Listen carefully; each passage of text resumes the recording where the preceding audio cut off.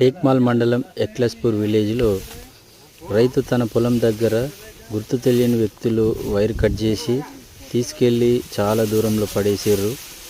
అది చూసి wire cut చేసిరు అన్న విషయాన్ని గమనించి ఆ రైతు గ్రామంలో పెద్దవాళ్ళను పిలిపించి ఆ ప్రాంతంలో 10-20 ఎకరాల పెట్టు నాటు వేసిన పొలంలో వెతికించాడు. చూస్తే చివరికి ఒక పొలంలో కనిపించింది. దాన్ని అందరూ చూశారు.